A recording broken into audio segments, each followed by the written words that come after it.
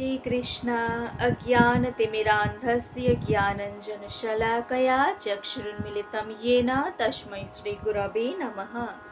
वाञ्छाकल्पतरुभ्यश्च कृपासिन्धुभ्य एव च पतितानां पावनेभ्यो वैष्णवेभ्यो नमो नमः।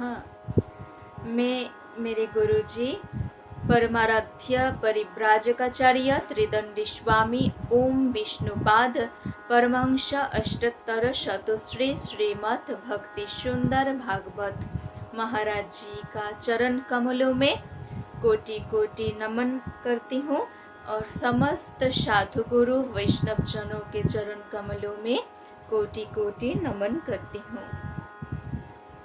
इस समय मैं कहूँगी संसार वृक्ष की कथन। संसार वृक्ष क्या है?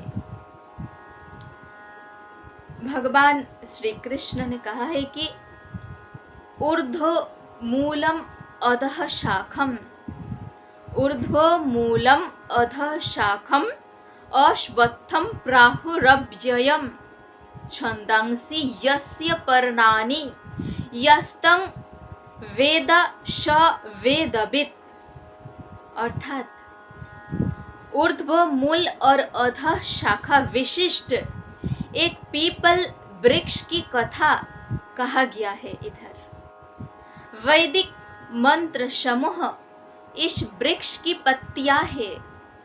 ये पेड़ को जो जानते हैं वो वैदिक मंत्र समूह सब जानते हैं और वेदज्ञ है। आदि पुरुष परमेश्वर भगवान श्री कृष्ण मूल है, क्योंकि आदि पुरुष भगवान श्री वासुदेव ही नित्य और श्री वासुदेव ही अनंत तथा सबके आधार है। सबके आधार होने के कारण और सबसे ऊपर नित्य धाम में सगुण रूप से वास करने के कारण ऊर्ध्व नाम से कहे गए हैं और वे मायापति है, सर्व शक्तिमान है। परमेश्वर ही इस संसार रूप वृक्ष के कारण है। परमेश्वर भगवान श्री वासुदेव ही संसार वृक्ष का कारण है।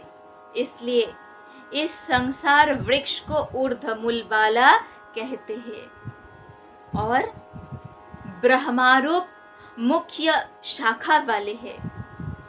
आदि पुरुष परमेश्वर से उत्पत्ति वाला होने के कारण तथा नित्य धाम से नीचे ब्रह्मलोक में वास करने के कारण हिरण्य गर्भ रूप ब्रह्मा को परमेश्वर की अपेक्षा अधः कहा है और वही इस संसार को विस्तार करने वाला होने से इसकी मुख्य शाखा है।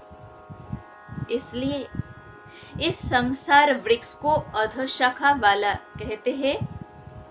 संसार रूप पीपल वृक्ष को अविनाशी कहते हैं, क्योंकि इस वृक्ष का मूल कारण परमात्मा अविनाशी है तथा अनादि काल से इसकी परंपरा चली आती है।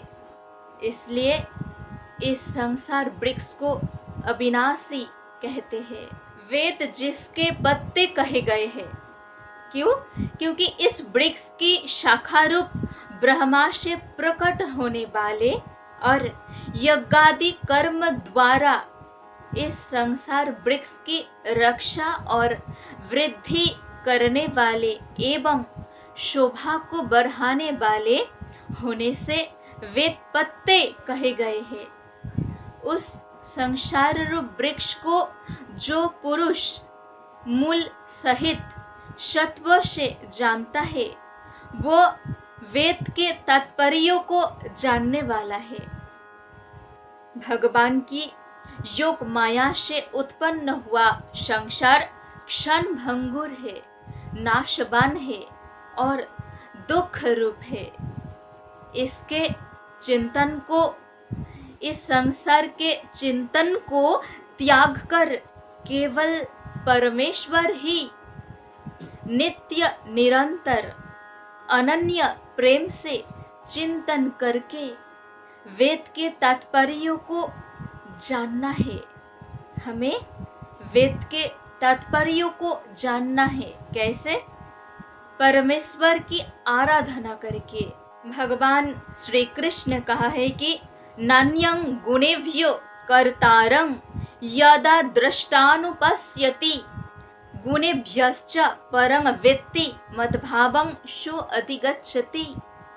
अर्थात जिस समय दृष्टा तीनों गुणों के अतिरिक्त अन्य किसी को कर्ता नहीं देखता और तीनों गुणों से अत्यंत परे सच्चिदानंद घन स्वरूप परमात्मा को तत्व से जानता है, उस समय वो मेरे स्वरूप को प्राप्त होता है।